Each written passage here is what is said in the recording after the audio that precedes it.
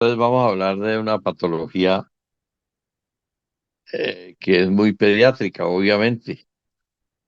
Obviamente que es la patología quirúrgica del recién nacido. Entonces, el recién nacido tiene una particularidad de que todo el mundo le tiene como miedo, pero es miedo a lo desconocido, porque generalmente no estudiamos nada del recién nacido y nos enfrentamos a un caso real de un paciente, porque es que el recién nacido es un paciente real. Y entonces, como no sabemos, no lo hemos estudiado, no lo conocemos, entonces eso produce angustia y dificultad para su manejo. Eso sucede con la patología quirúrgica también del recién nacido, que es prácticamente como una complementación de lo que ustedes ya vieron en pediatría, que seguramente estuvieron viendo membrana hialina, la taquipnea transitoria del recién nacido y otras cosas importantes que ven en el recién nacido por parte pediátrica. Entonces ahora vamos a ver la parte quirúrgica. Tenemos varias cosas a considerar, que hoy en día tenemos una ventaja, que podemos saber si hay o no un polidramnios, tenemos que saber si el niño es prematuro o no, si tiene bajo peso al nacer, o como la mayoría de las señoras que llegan hoy en día a consulta, traen ya una ecografía. Y entonces esa ecografía nos ha ayudado a que prácticamente ya estamos alerta con muchos diagnósticos que si no supiéramos cometeríamos muchos errores, pues irían a nacer en sitios donde no deberían nacer y se cometerían entonces muchos errores.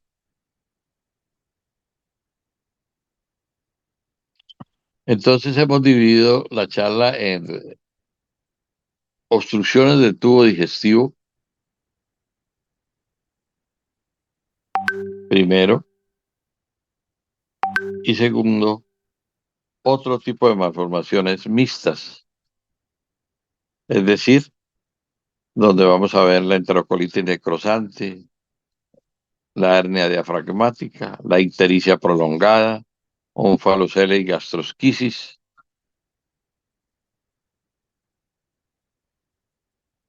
Y empezamos entonces con la primera parte, las obstrucciones del tubo digestivo. Si tenemos una información perinatal, pues perfecto. Y si no, ustedes, a medida que les voy hablando, ustedes se sitúan en una sala como de recién nacidos, hagan cuenta que están en una sala de recién nacidos, con la que hay aquí en la clínica, están ustedes ahí de internos, y de un momento a otro, o en el hospital, o en cualquier hospital donde estén, y llega una enfermera que los llama y le dice, doctor, es que hay un niño que está vomitando.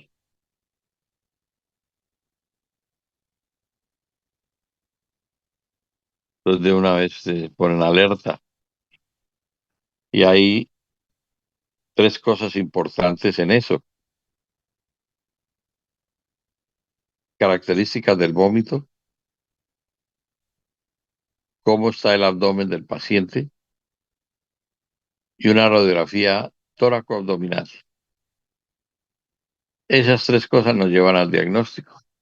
Entonces usted dice que está vomitando, van y lo ven, y ustedes ven que es pura saliva. Entonces le dicen a la enfermera, no, aspírelo, límpielo, y me llama en 2 horas. A las 2 horas, doctor, eso otra vez está lleno de saliva. Entonces usted ya transmiten eso como una característica del vómito, que es una cialorrea. Inmediatamente se orientan a una posible atresia de esófago.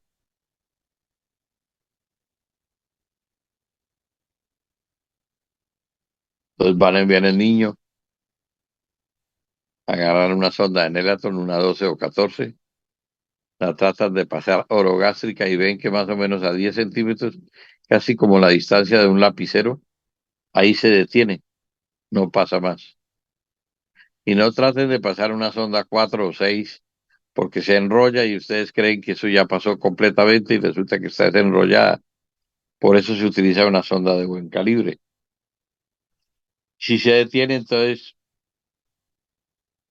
el diagnóstico que se sospechó, ya con el paso de la sonda quedó ya comprobado. Y si ustedes a la misma sonda le pasan un poquito de medio de contraste y toman una radiografía, entonces ustedes ven hasta dónde está el nivel de la obstrucción del cabo superior del esófago. Entonces quedó sospechada, confirmada y registrada. Estamos ante una atresia de esófago. Las atresias de esófago son generalmente de varios tipos.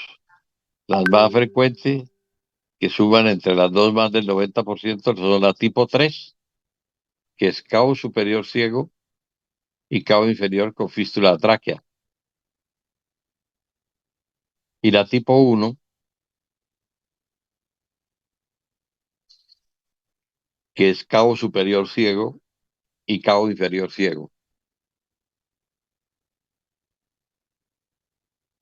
Las dos tienen una diferencia radiológica. En una pasa el aire y en la otra no pasa el aire.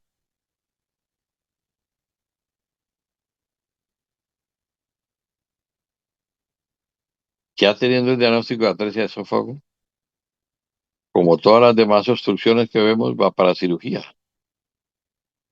Entonces viene la preparación del paciente recién nacido para cirugía. ¿Cuál es el objetivo? Cierre de la fístula traqueosofágica y anastomosis del esófago.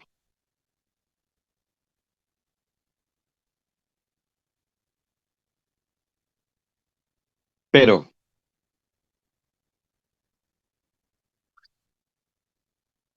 si la enfermera la llama y les dice que hay un niño que está vomitando y ustedes van a ver y el vómito es verdoso, miran ustedes cómo está el abdomen, posible que el abdomen sea normal y le toman una radiografía.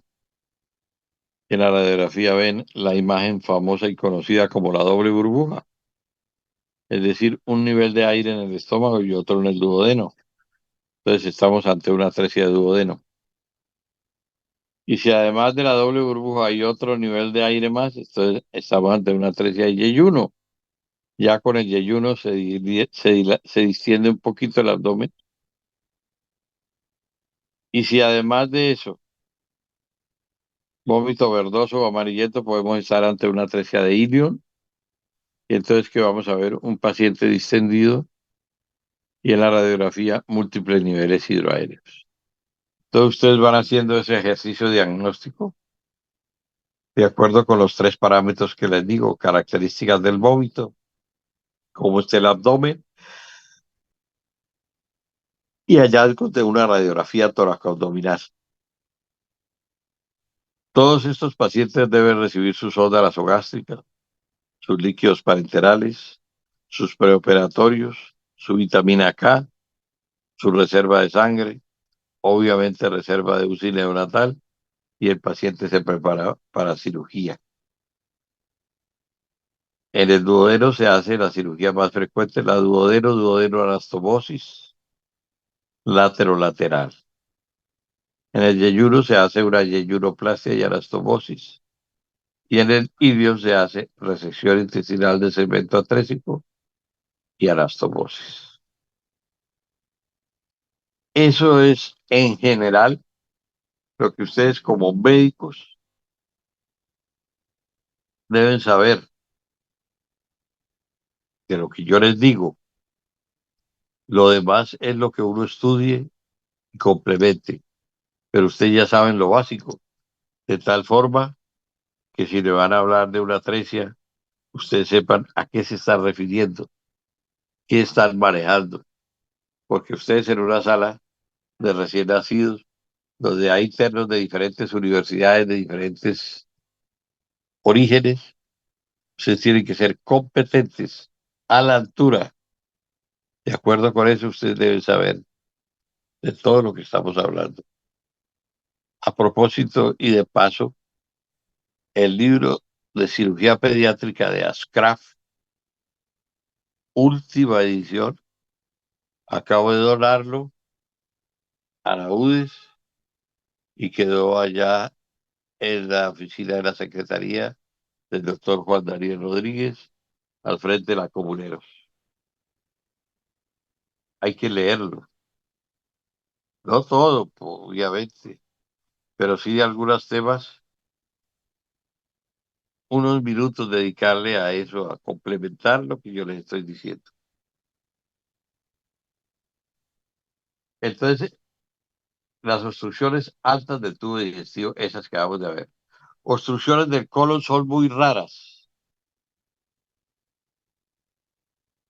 pero sí encontramos una obstrucción que es muy importante para el médico, que es la obstrucción anorrectal en el grupo que se cataloga como de malformaciones anorrectales o ano imperforado. Eso sí es muy importante, porque puede llegar la enfermera misma que les está llamando y le dice, doctor, es que hay un niño que tiene un día de nacido y lo ha hecho de posición. Entonces, ¿qué tienen que hacer ustedes inmediatamente? Ir a examinar el niño. Examinan de la cabeza a los pies y miran el periné. ¿El periné qué es? Es la parte anatómica que va del escroto al sacro o de la vulva al sacro. Ahí en ese periné obviamente debe estar el ano. Y ustedes se examinan al niño y puede ser que no tenga ano o que tenga una anomalía anal. Entonces, si es un niño,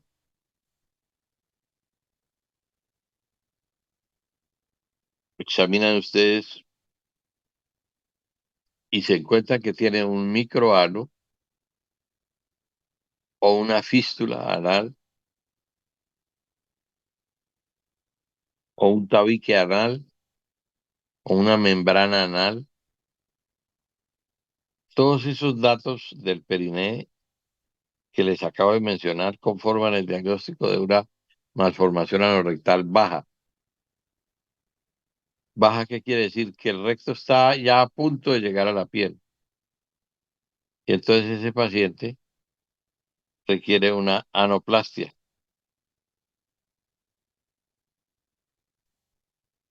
es decir, una corrección que no es tan severa, una anoplastia. Pero si ustedes ven que el periné no tiene nada de esas anomalías, sino es un periné que llamamos liso, es decir, que no tiene ano ni nada, solamente piel. Entonces ahí en ese caso ustedes tienen que hacer un análisis. No saben si es alta o baja la anomalía.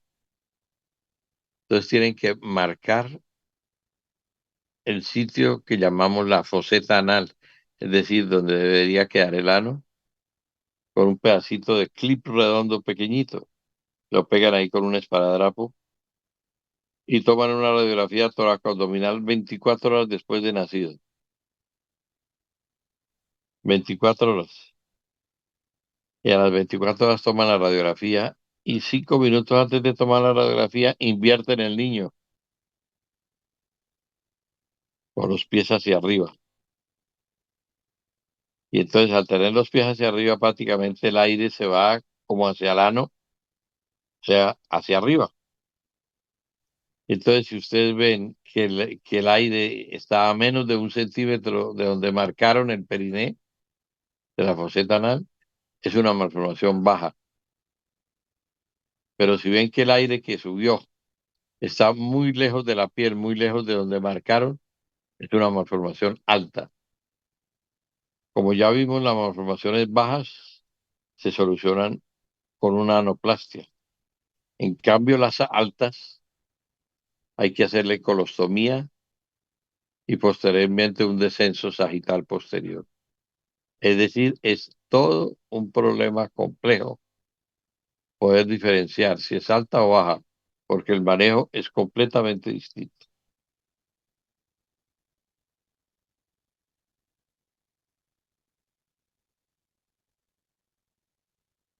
Importantísimo saber eso, porque al estudiar ustedes el capítulo de ano imperforado, de morfología rectal, es complejo y enredado.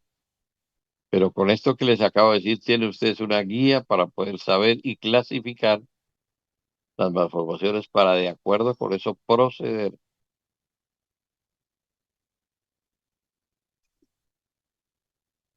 Pero si es una niña, entonces es distinto. Ustedes miran el perine de la niña. Si ustedes ven que hay salida de meconio por la vagina, entonces hay una fístula recto vaginal o por el vestíbulo de la vulva. El vestíbulo es en toda la B. Entonces, si es ahí, es una fístula recto vestibular. Entonces, el niño, en niñas, tanto las recto vaginales como las recto vestibulares requieren colostomía y posteriormente descenso sagital posterior. ¿Qué es eso del descenso sagital posterior? Simplemente que cuando es una malformación alta se coloca el niño en cirugía, boca abajo, se hace una incisión perineal, es decir, como la parte del sacro, que les digo yo,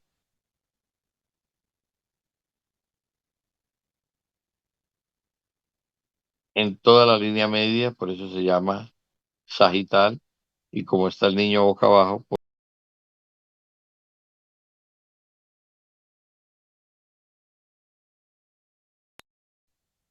entonces se abre como abrir un libro, se desciende al recto hasta la piel y vuelve y se cierra. Eso es lo que se llama descenso sagital posterior para malformaciones anorrectales. Entonces ustedes ya saben, donde vayan, que es un niño que nació, que mire que tiene una anomalía del ano, entonces tienen que saber qué tipo de anomalía es, qué le encuentran, cómo diagnosticarlo y qué hacer con el paciente. Ojo, porque esos pacientes se ven y ustedes donde vayan tienen que saber hacer el diagnóstico.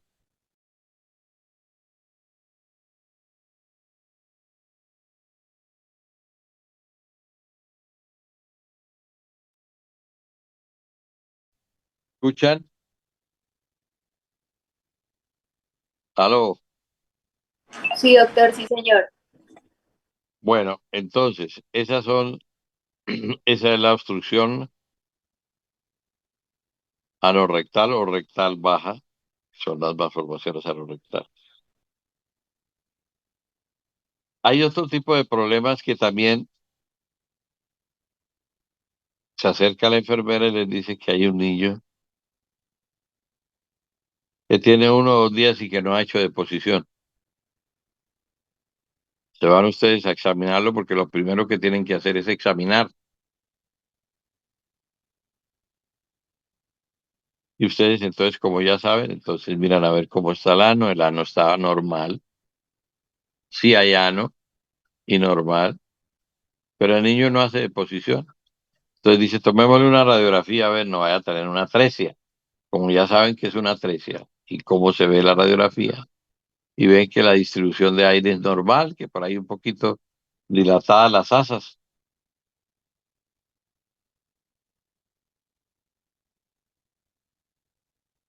Entonces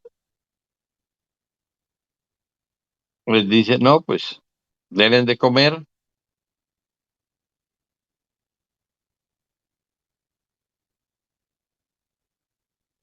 sí tolera, pero no hace deposición. Entonces puede decirles, entonces pongámosle un enema de 30 a 40 centímetros de solución salina. Es posible que de un momento a otro boten un pequeño bolo de meconio, entonces es posible que sea un tapón meconial, o es posible que empiecen a hacer deposición con meconio. Entonces ustedes dicen, no, pues ya se solucionó el problema, ya está haciendo deposición y está comiendo. A los 3 días dice la enfermera, doctor, es que el niño que le había dicho el otro día, ahora no volvió a hacer deposición. Entonces ahí están ustedes, es ante un problema que se llama megacolon congénito o enfermedad Hirschsprung del recién nacido.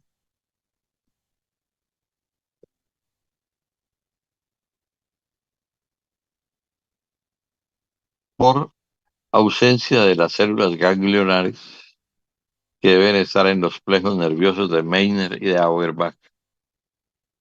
Y esas células ganglionares son las que dan la actividad eléctrica del colon.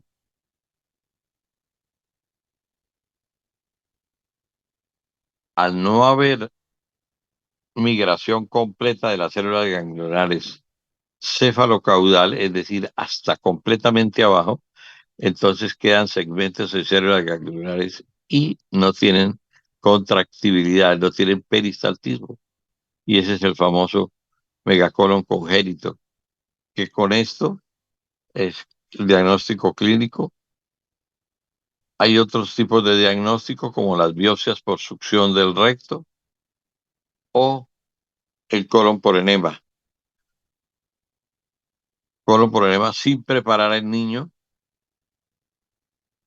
y con placas tardías. Entonces ahí pueden ver la imagen típica del megacolon, que es una zona dilatada, una zona menos dilatada que se llama de transición y una zona estrecha aganglionar. Entonces queda conformado el diagnóstico y con unas placas tardías. Ven ustedes que las placas tardías todavía se encuentra el medio de contraste que le aplicaron el día anterior. Eso nos reafirma un poco más la posibilidad de diagnóstico. ¿Qué hacemos con ese megacolon congénito? Colostomía, toma de biopsias desde la reflexión peritoneal, es decir, a nivel casi de la vejiga para arriba, en todo el colon. Toma uno biopsias, hace colostomía y después las biopsias le van a decir a uno dónde hay ausencia y dónde ya aparecen las células ganglionares.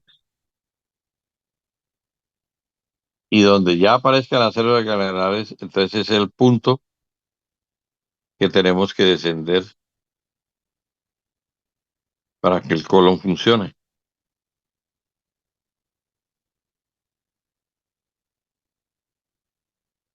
¿Y cómo se desciende ese recto desde el punto donde ya hay células ganglionares?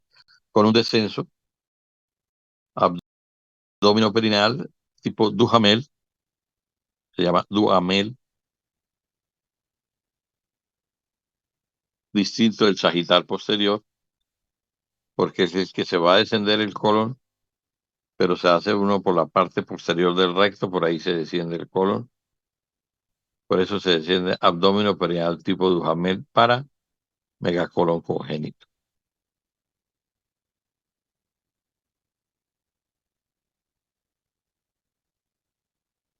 Esa misma presentación del megacolon congénito, ustedes pueden ver un niño que pasa como la etapa de recién nacido, como que se coló, y posteriormente empiezan a manejarlo en la casa sin saber que tiene el niño, con problemas, le ponen supositorios, le ponen cebollitas, le ponen de todo, hasta que llega un momento al consultorio y le dice a uno, no, todo eso es desde que nació con problemas y ahora hace hasta 3, 5 días, 7 días sin hacer. Usted le pregunta a la mamá, la pregunta clave, ¿desde cuándo tiene ese problema? Y le dice, no, doctor, desde que nació. Megacolon congénito de presentación tardía. Y tienen que hacer lo mismo que les dije de recién nacido. Pero si usted le hace la pregunta, ¿Desde cuándo tiene ese problema? Dice, no, doctor, el niño tiene un añito, el niño era normal, pero desde hace 2 meses, entonces es un megacolon adquirido. Ese sí ya no requiere generalmente manejo quirúrgico, sino es una constipación intestinal. Y eso todos los días van a ver ese tipo de pacientes.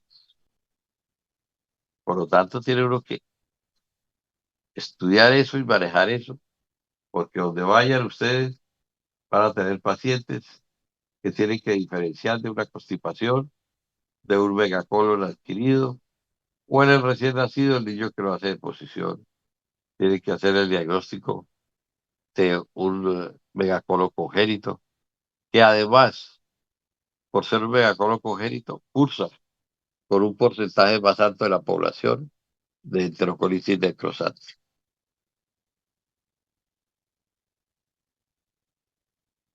Entonces ya con eso terminamos lo de patología obstructiva del tubo digestivo. Hay más cosas, pero está el ilio meconial, está el tapón meconial, pero pues, es imposible que ustedes también en esta etapa pues abarquen tanto tema. Pero sí lean que es un ilio meconial, que es un tapón meconial, que es un megacolon. Y pasamos a la otra parte de la patología quirúrgica de recién nacido. ¿Me escuchan? ¿Me Sí, están doctor. escuchando? No se me duerman. Hoy no me duermo yo aquí. ¿Me escuchan bien? Sí, Sí, sí, señor, señor, lo escucho. Sí, doctor, sí, señor. Bueno, vamos a ver otros temas que ustedes como médicos, a los que están interesados, que yo sé que en el grupo hay gente muy interesada, hay otros que no, pero para el que esté interesado y quiera el día de mañana ejercer la medicina, en las primeras etapas que tengo que hacer ruralito, internado, rural, todo eso, entonces hay patología muy importante. Empecemos por una de ellas, la ictericia prolongada. perdón, doctor, Sí, si se llega a cortar esto, yo ya envié un nuevo link a María Carolina y también te envío un link a ti para que si se llega a cortar el link ahorita en el que estamos actualmente, pues pueden ingresar al otro. bueno,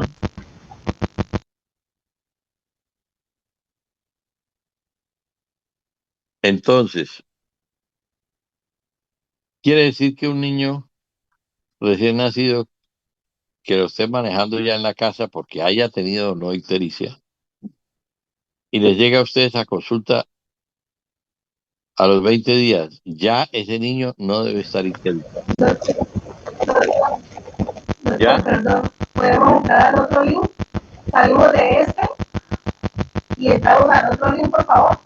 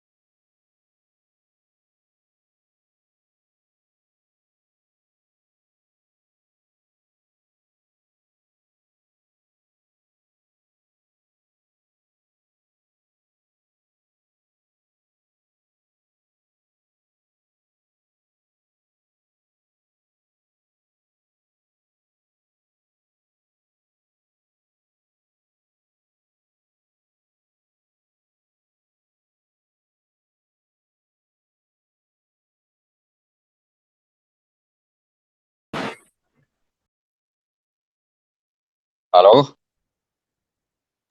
Sí, doctor, ahí se escucha. Bueno, perfecto.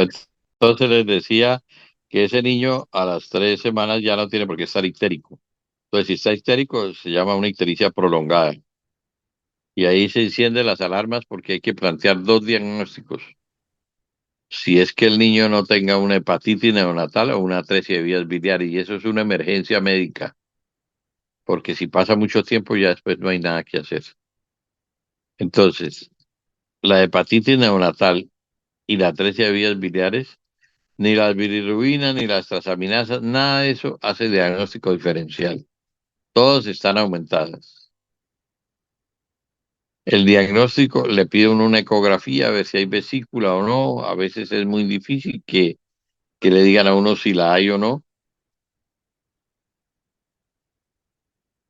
El diagnóstico se cumpliría con una laparotomía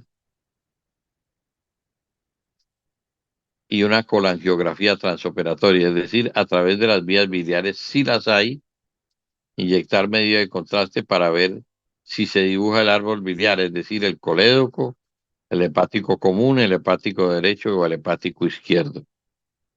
Y con eso vemos entonces que no haya atresia de vías biliares.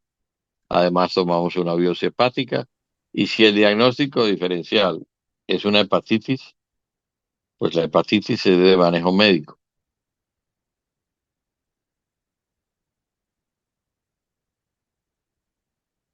La atresia de vías biliares, si diagnosticamos antes de quinta o 6 semanas, puede llevarse a cirugía para hacerle una cirugía que llamamos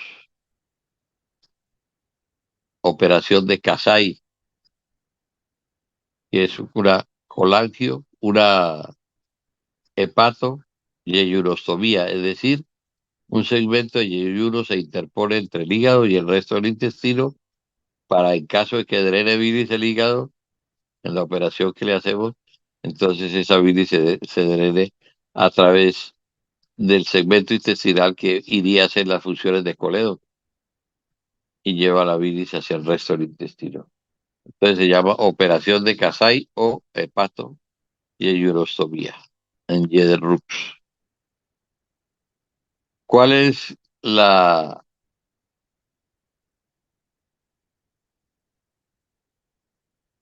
advertencia que se le dice a la gente? Ojo, niños que estén ictéricos deben tener cierto límite de control. A partir de ahí es una emergencia que se ha valorado y manejado al paciente. Con eso que ustedes se lleven en la mente, queda uno tranquilo. Segundo tema, onfalocele y gastrosquisis. Son defectos de la pared abdominal. Si es por el ombligo el defecto, se llama onfalocele.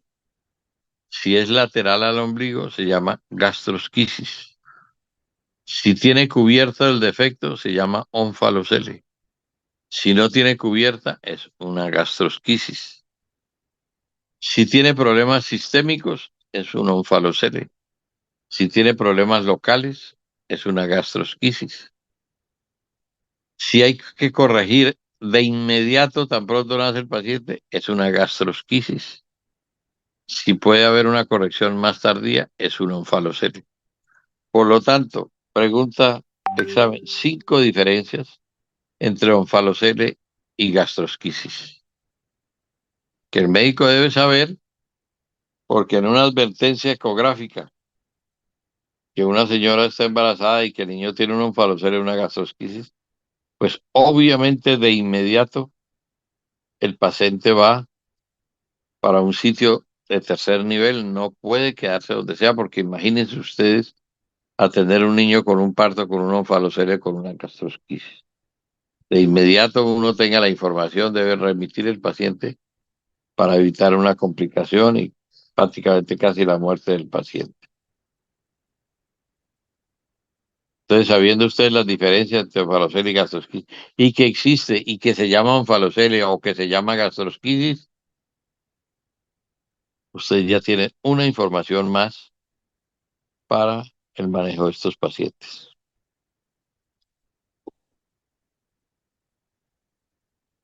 Siguiente tema, uno ya muy conocido por ustedes, la enterocolitis necrosante. Ustedes saben muy bien que los tejidos se necrosan y no se necrotizan. Por lo tanto, se llama enterocolitis necrosante. Y ya vieron en pediatría que tiene manejo médico, que puede llegar a ser manejo quirúrgico, pero algunas observaciones de cirugía. ¿Qué observaciones? Primero, que el diagnóstico ha evolucionado y hoy en día debe ser más sutil, más fino, más rápido. Es decir, ya ojalá no deberíamos esperar hasta que el paciente tenga distensión abdominal, sangrado y todo lo demás, porque de pronto en ese momento ya es tarde. Debemos tener signos clínicos mucho más sutiles. ¿Cuáles? Una apnea, un residuo en un prematuro, es decir, le van a aplicar la alimentación y ven que la anterior alimentación prácticamente está toda, o una distermia, hiper o hipotermia.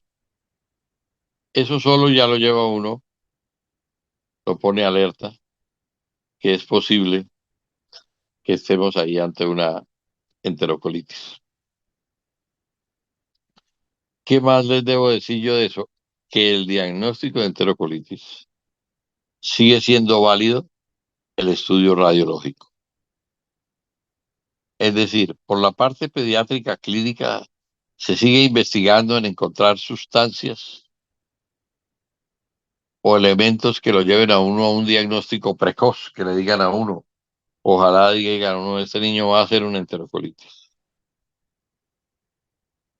Pero mientras tanto, entonces, la radiografía sigue siendo el diagnóstico ideal. Y en la radiografía, ustedes, como médicos, deben saber los 10 signos radiológicos de enterocolitis, que se los voy a preguntar el miércoles entrante.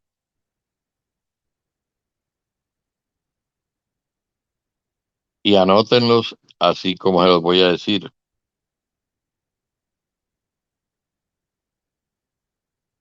Gas en el sistema porta,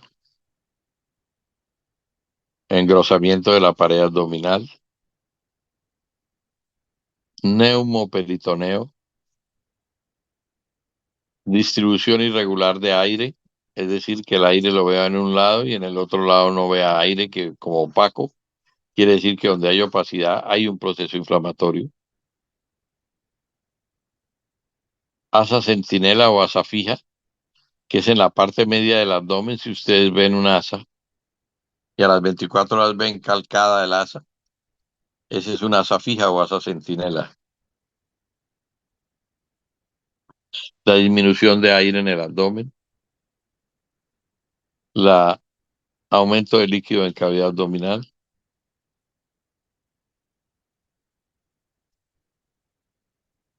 obviamente el neumoperitoneo,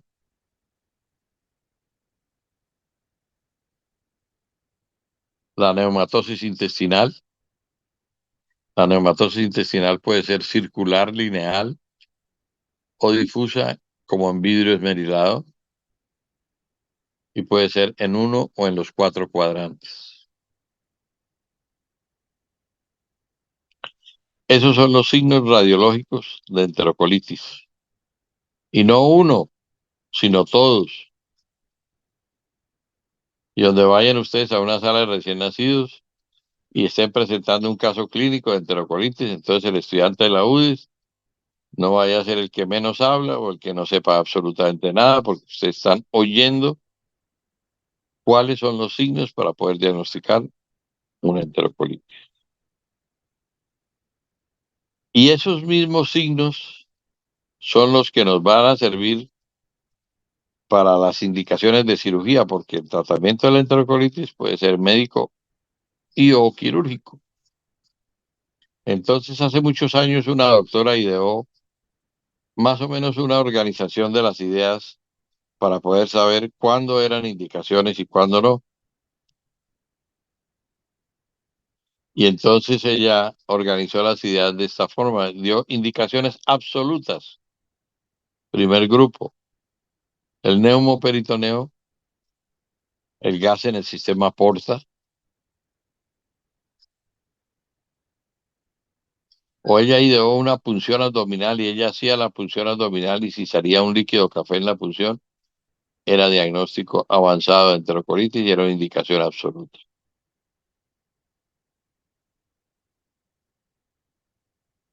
Buenas indicaciones. ¿Cuáles son las buenas indicaciones? El acartonamiento de la pared abdominal o cambio de acción de la pared abdominal,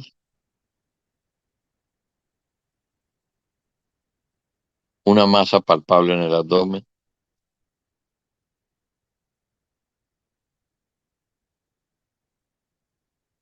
una asa centinela,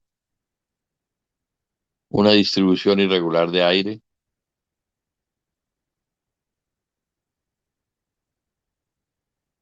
o una neumatosis en los cuatro cuadrantes.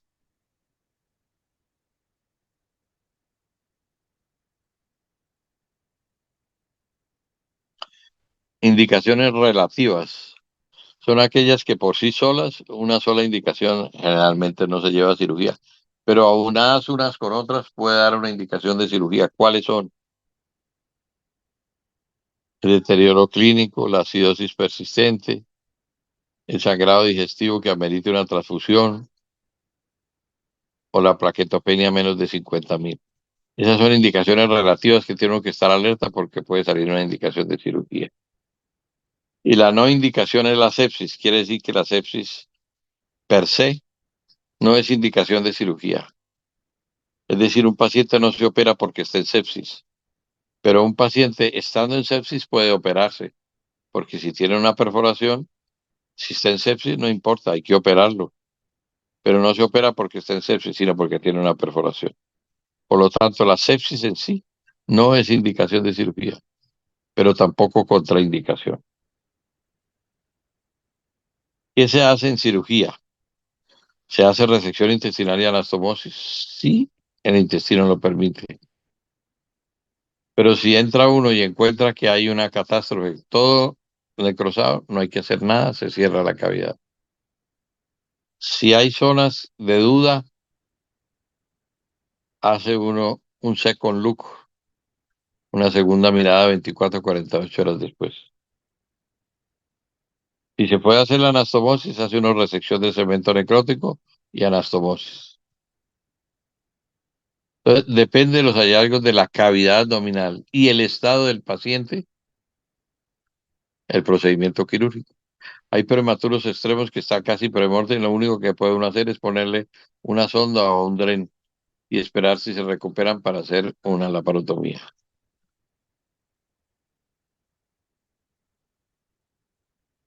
Siguiente tema, enterocolitis necrosante. Perdón, hernia diafragmática posterolateral o de Bochdeliec. El diafragma tiene varios orificios. El hiatal, uno anterior que se llama de Morgagni, donde ven las hernias diafragmáticas de Morgagni, y otro orificio, un defecto posterolateral que se llaman las hernias diafragmáticas posterolaterales o de Bochdeliec. Entonces son los niños que por ese defecto el intestino va a migrar hacia el tórax y va a producir una hipoplasia pulmonar en su desarrollo. Entonces, si viéramos un recién nacido y lo pudiéramos examinar por la emergencia que tiene, entonces sería un abdomen excavado, un tórax abombado, ruidos intestinales en el tórax y mediastino rechazado generalmente son izquierdas rechazados hacia la derecha.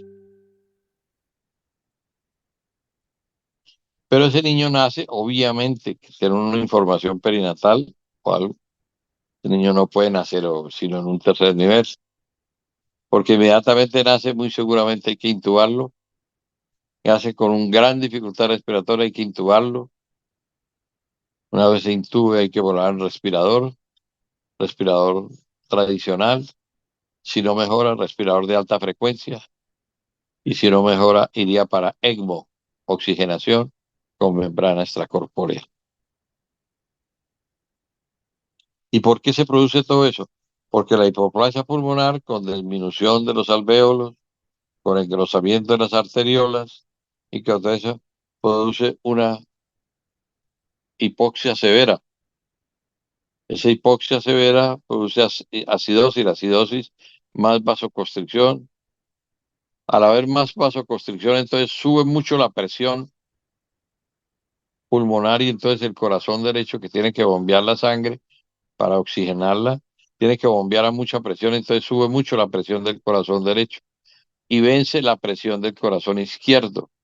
Y entonces ahí en ese caso entra a la circulación fetal, donde predomina el corazón derecho por el izquierdo y se abre el foramen oval y el conducto arterioso. Y entonces, obviamente, eso agrava la hipoxia y sigue el círculo vicioso hasta que en un 50% de los casos puede morir el paciente. El paciente se lleva a cirugía solamente una vez estabilizada la hipoxia tan severa y la hipertensión, que se llama hipertensión pulmonar. Por eso, cuando se habla de hipertensión pulmonar y se lleva al ECMO, por eso en la pandemia se habló tanto de eso, porque eso es el patrón de utilización de la hernia diafragmática congénita. Y también se utiliza en otros tipos de problemas donde hay hipertensión pulmonar severa. Entonces ya ven ustedes, ya tienen por lo menos una orientación de los primeros temas del recién nacido y con esto terminamos la segunda charla de patología quirúrgica del recién nacido y nos queda faltando para el lunes apendicitis aguda. ¿Me escucharon bien? ¿Aló? Sí, doctor, sí se la Sí, escuchó. señor. Sí, profe. Uy, pero están Sí, como dormidos. Bueno, no, profe, es ojo, el porque internet. de todo esto va a salir pregunta, ¿no? Y esa es la nota. Y que sean felices. Gracias, profe, igualmente. Hasta luego.